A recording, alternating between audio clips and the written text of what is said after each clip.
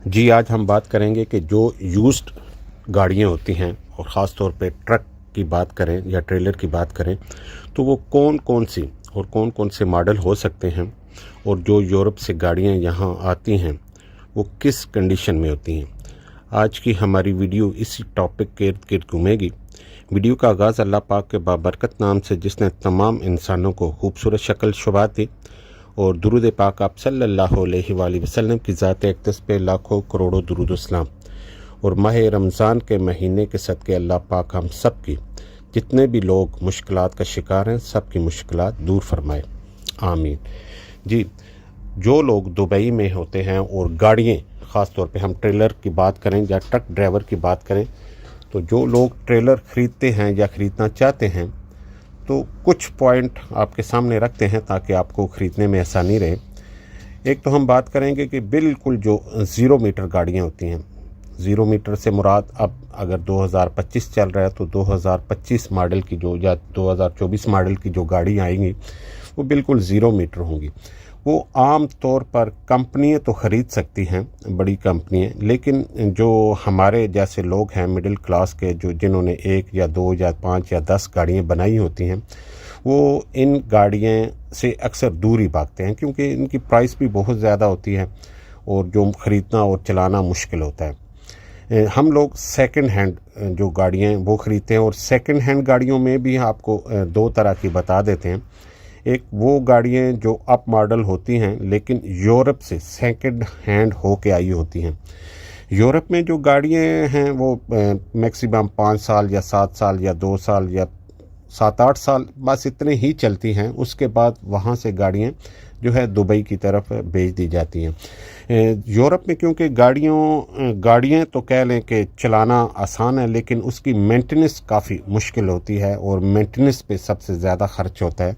जब नई गाड़ियाँ वो लोग चलाते हैं और जब मेंटेनेंस का टाइम आता है या मेंटेनेंस शुरू कर देती है, तो उस सूरत में वो लोग गाड़ियाँ जो हैं वो बेच देते हैं और वो हाफ़ कीमत पे बेच के फिर उसके बाद वो नई गाड़ियाँ अपनी कंपनी में ऐड कर लेती हैं। कोई भी कंपनी, बड़ी कंपनी है यूरोप में, तो वो इन झंझट में, मेंटेनेंस के झंझट में नहीं पड़ती। और यही वजह है कि जो उन गाड़ियों के, ट्रेलों के या यूनिट के जो टायर होते हैं वो भी हमेशा अच्छी ही कंडीशन में होते हैं, ब्रिजस्टोन के हैं या मिशेलिन के हैं, जो कई साल गुजरने के बाद भी यहाँ आकर भी दुबई के रोडों पर भी चलते रहते हैं। तो वो गाड़ियाँ अच्छी हालत में होती हैं, लेकिन कुछ ना कुछ चल के आई होती हैं। तो जो लोग सऊदीया लाइन पे चलाना चाहते हैं, तो सऊदीया लाइन में 2005 से ऊपर मॉडल की गाड़ी जो है वो चलती है।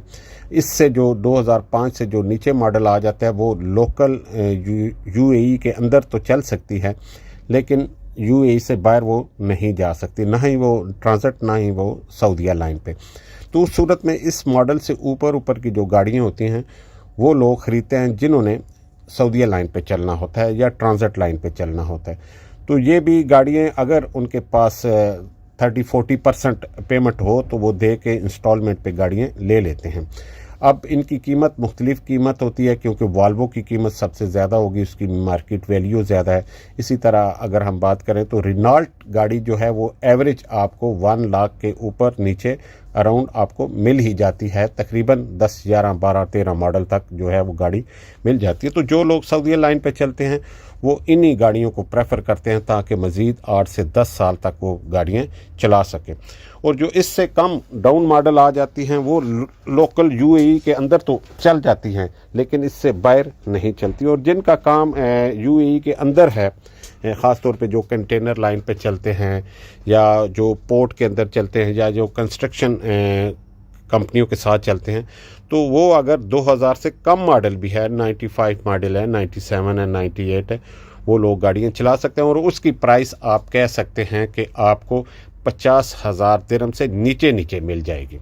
अब डिपेंड करता है उसके मॉडल और कंडीशन पे, 30-40,000 50,000 तक इस तरह की गाड़ी मिल जाती है।